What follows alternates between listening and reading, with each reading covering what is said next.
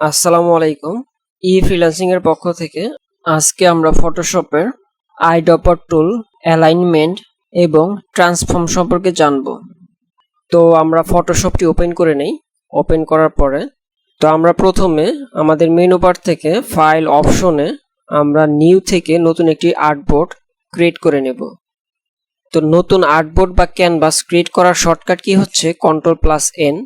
তো আমরা যদি এটি প্রেস করি তাহলে আমাদের এরকম একটি পপআপ বক্স আসবে। তো আমরা এখান থেকে একটি ডিফল্ট আর্টবোর্ড চুজ করে নিচ্ছি। তো আমাদের আর্টবোর্ডটি ক্রিয়েট হয়ে যাওয়ার পরে আমি এখানে কয়েকটি শেপ ক্রিয়েট করে নেব। এর জন্য আমি আমাদের টুলবার থেকে শেপ টুলের মাধ্যমে কয়েকটি শেপ তৈরি করে নেই। তো আমরা এখানে কয়েকটি শেপ তৈরি করে নিলাম। তো আমি এর কালারগুলো চেঞ্জ করে নিচ্ছি।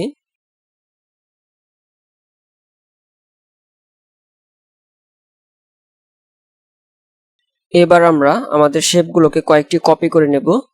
তো কপি করার জন্য আমরা শেপটিকে সিলেক্ট করে আমরা যদি কিবোর্ড থেকে অল্টার প্রেস করি, এরপর মাউসের লেফট ক্লিক করে যদি ড্র্যাগ করি তাহলে দেখতে পারবো আমাদের শেপটি এখান থেকে কপি হবে। তো আমরা এইভাবে আমাদের শেপটি কপি করে নিতে পারি। তো আমরা সেম ভাবে আরো কয়েকটি শেপ এখানে কপি করে নিচ্ছি। এখন আমরা আইড্রপার টুল সম্পর্কে জানবো। তো এখানে আমাদের কয়েকটি শেপ আছে এবং বিভিন্ন কালার দেওয়া আছে। তো আমি যদি আমাদের টুল বারে লক্ষ্য করি তাহলে দেখবো এখানে আইড্রপার টুল নামে একটি টুল দেওয়া আছে, যার শর্টকাট কি হচ্ছে আই। তো আইড্রপার টুলের মাধ্যমে আমরা যে কোনো অবজেক্টের কালার পিক করে নিতে পারি।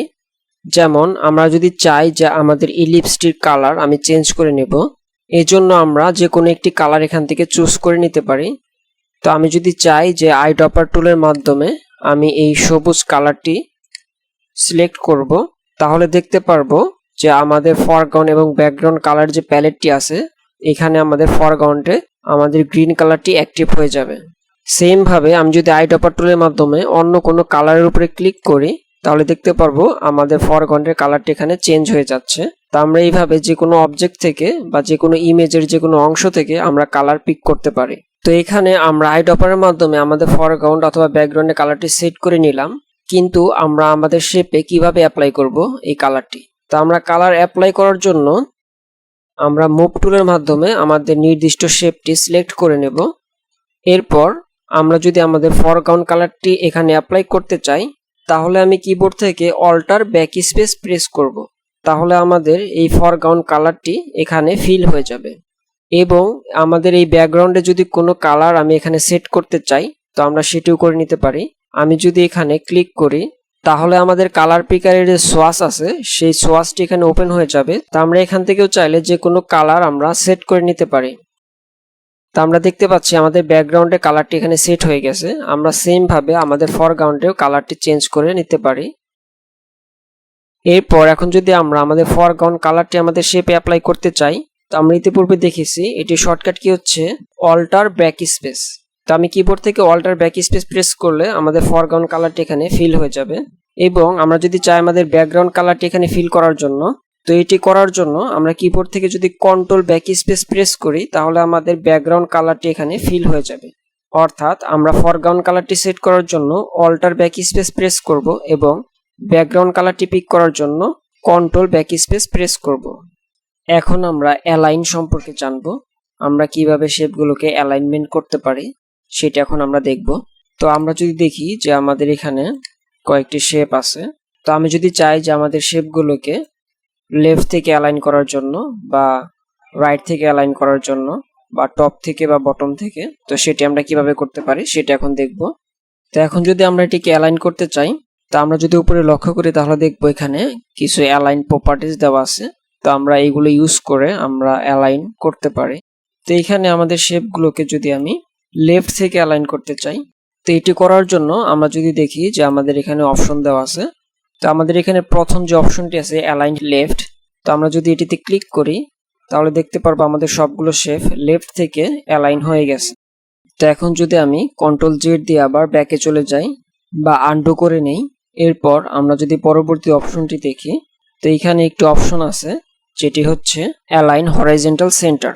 তো আমি যদি এটিতে ক্লিক করি তাহলে দেখতে পারবো আমাদের সবগুলো শেপ সেন্টার বরাবর হরাইজন্টালি অ্যালাইন হয়ে গেছে। তো আমি আবারও কন্ট্রোল জেড দিয়ে আনডু করে নিচ্ছি। এরপর আমাদের যে অপশনটি আছে সেটি হচ্ছে অ্যালাইন রাইট। তো আমি যদি এটিতে ক্লিক করি তাহলে দেখতে পারবো আমাদের শেপগুলো রাইট থেকে অ্যালাইন হয়ে গেছে। অর্থাৎ আমি যদি আনডু করে আবার ব্যাকে চলে যাই তাহলে দেখব যে আমাদের রাইট সাইডে যে শেপটি ছিল, অর্থাৎ যে শেপটি রাইটে ছিল সেই শেপ বরাবর আমার বাকি শেপগুলো রাইট অ্যালাইন হয়ে যাবে। তো এরপর যে অপশনটি আছে তো সেটি দেখার জন্য আমি শেপগুলোকে একটু মুভ করে নিচ্ছি। তো এখানে আমরা দেখতে পাচ্ছি আমাদের 4টি শেপ আছে এবং 4টি শেপের স্পেস গ্যাপ সমান নয়, অর্থাৎ এখানে মাঝখানের যে স্পেস গ্যাপ আছে সেই গ্যাপগুলো সমান নয়। তো এখন যদি আমরা পরবর্তী অপশনটি দেখি, আমি সবগুলোকে সিলেক্ট করে এরপর আমরা যদি ডিস্ট্রিবিউট ভার্টিক্যালি এই অ্যালাইন অপশনটিতে ক্লিক করি তাহলে দেখতে পারবো আমাদের সবগুলো শেপের অ্যালাইন, অর্থাৎ একটি শেপ থেকে আরেকটি শেপের দূরত্বর যে স্পেসিং সেই স্পেসিংটি সমান হয়ে যাবে। তো এখান থেকে আমরা প্রথম 4টি যে অ্যালাইনমেন্টের অপশন আছে সেই 4টি অপশন আমরা দেখে ফেললাম। এর পরবর্তী 4টি অপশন দেখার জন্য আমাদের শেপগুলোকে রোটেট করে নিতে হবে। তো আমি এই শেপগুলোকে রোটেট করে নিচ্ছি।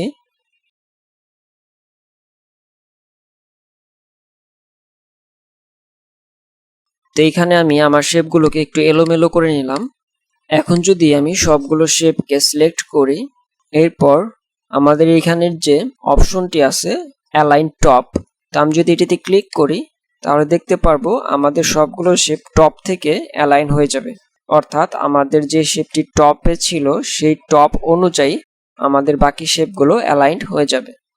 এর পরবর্তীতে আমরা যে অপশনটি দেখব সেটি হচ্ছে অ্যালাইন ভার্টিক্যাল সেন্টার। তা আমরা যদি এটিতে ক্লিক করি তাহলে দেখতে পারবো আমাদের সবগুলো শেপ ভার্টিক্যাল ভাবে অ্যালাইন হয়েছে সেন্টার বরাবর, অর্থাৎ প্রতিটি শেপ সেন্টার বরাবর অ্যালাইন হয়ে যাবে। এর পরবর্তী যে অপশনটি আছে সেটি হচ্ছে অ্যালাইন বটম। তো আমরা যদি এটিতে ক্লিক করি তাহলে দেখতে পারবো আমাদের সবার নিচে যে শেপটি ছিল সেই শেপটির বটম বরাবর আমাদের বাকি শেপগুলো অ্যালাইনমেন্ট হয়ে যাবে। তো আমরা কন্ট্রোল জেড দিয়ে আবারও ব্যাকে চলে যাচ্ছি। তা আমরা যদি এর পরবর্তী অপশনটি দেখি তো সেটি হচ্ছে ডিস্ট্রিবিউট হরিজন্টালি। তা আমরা যদি এটিতে ক্লিক করি তাহলে দেখতে পারবো আমাদের যে একটি শেপ থেকে আরেকটি শেপের মাঝখানে যে স্পেসিংটি ছিল সেই স্পেসিংটি এখন সমান দূরত্বে অবস্থান করছে, অর্থাৎ প্রত্যেকটি শেপ থেকে প্রত্যেকটি শেপের দূরত্ব এখানে সমান। তো আমরা এইভাবে একটি শেপ থেকে আরেকটি শেপের দূরত্ব বা স্পেসিং হরিজন্টালি ডিস্ট্রিবিউট করতে পারি। তো অ্যালাইনমেন্টের আরো কিছু অপশন আছে আমাদের অপশন বারে, যদি এখানে দেখি তাহলে দেখব এই অ্যালাইনমেন্ট গুলোর পাশে একটি 3 ডট আইকন দেওয়া আছে। তো আমি যদি এই 3 ডট অপশনটিতে ক্লিক করি তাহলে আমরা এখানে আরো কিছু অপশন দেখতে পারবো। তো এখানে ডিস্ট্রিবিউট নামে একটি সেকশন আছে, এই সেকশনে আরো কিছু অপশন দেওয়া আছে। তো আমরা এইভাবে অ্যালাইনমেন্টের মাধ্যমে আমাদের শেপগুলোকে আমরা বিভিন্নভাবে অ্যালাইন করে নিতে পারি। তো এখন আমরা গ্রুপ সম্পর্কে জানবো। তো আমরা যদি গ্রুপ করতে চাই আমরা নির্দিষ্ট শেপটি সিলেক্ট করে যদি আমি কিবোর্ড থেকে কন্ট্রোল জি প্রেস করি তাহলে আমাদের শেপগুলো গ্রুপ হয়ে যাবে। তো আমার এই দুটি শেপ এখানে সিলেক্ট করা ছিল, তো এই দুটি শেপ এখন গ্রুপ হয়ে গেছে। তো সেম ভাবে আমি যদি একাধিক গ্রুপ করতে চাই তাও করতে পারি। তো আমি এই দুটি শেপকে সিলেক্ট করে কিবোর্ড থেকে যদি কন্ট্রোল জি প্রেস করি তাহলে এটি গ্রুপ হয়ে যাবে। তো এটি গ্রুপ হয়েছে কিনা আমরা বুঝবো কিভাবে, আমরা যদি আমাদের লেয়ারের এখানে লক্ষ্য করি তাহলে দেখব যে আমাদের যে শেপটি এখন সিলেক্ট অবস্থায় আছে সেই শেপটি এখন গ্রুপের ভিতরে আছে। গ্রুপ 2 নামে যে ফোল্ডারটি আছে এই গ্রুপ 2-র ভিতরে আমাদের এই দুটি শেপ অবস্থান করছে এবং এখানে গ্রুপ 1 নামে যে অপশনটি আছে বা যে লেয়ারটি আছে এটির ভিতরে আমাদের এই দুটি শেপ অবস্থান করছে।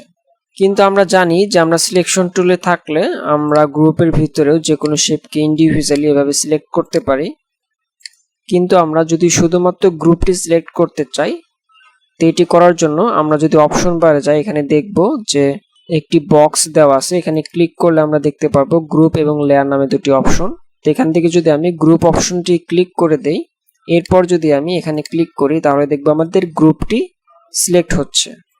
তো আমরা এইভাবে গ্রুপ সিলেক্ট করতে পারি এবং যদি আমরা চাই যে আমাদের প্রত্যেকটি শেপ আলাদা আলাদা আমি সিলেক্ট করব বা লেয়ার অনুযায়ী সিলেক্ট করব সেজন্য আমি অপশন বার থেকে এখান থেকে আমি লেয়ার অপশনটি চুজ করে দিব। তাহলে আমরা তখন ইন্ডিভিজুয়ালি গ্রুপের ভিতরে শেপগুলোকেও সিলেক্ট করতে পারবো।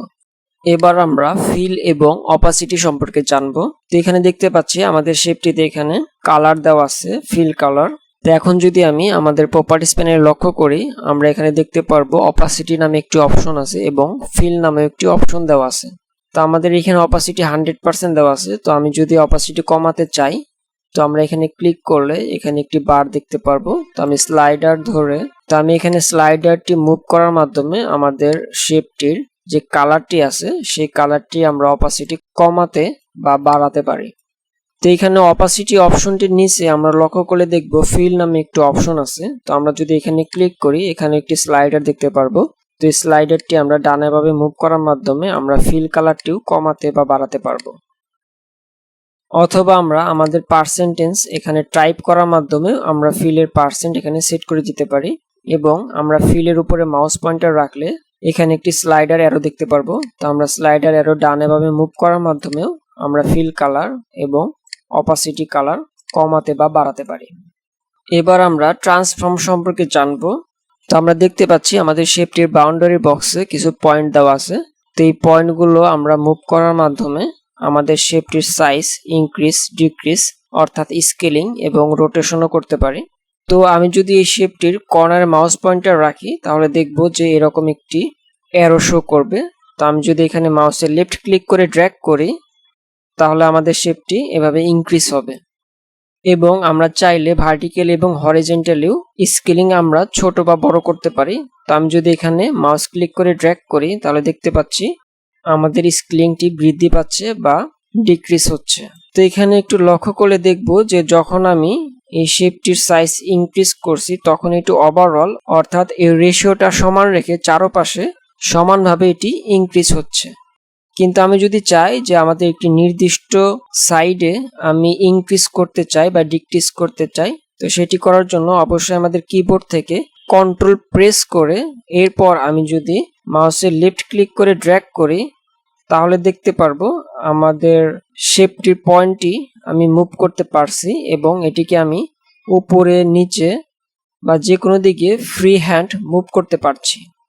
তো এটি করার জন্য অবশ্যই আমাদের কিবোর্ডের কন্ট্রোল প্রেস করে থাকতে হবে, তাহলে আমরা এভাবে ফ্রি মুভ করতে পারবো। এবং আমরা চাইলে এই কর্নারকেও আমরা ফ্রি হ্যান্ড মুভ করতে পারি। তো আমি যদি কন্ট্রোল প্রেস করে ড্র্যাগ করি, তাহলে দেখতে পারবো যে আমাদের কর্নারটিকেও আমি মুভ করতে পারছি।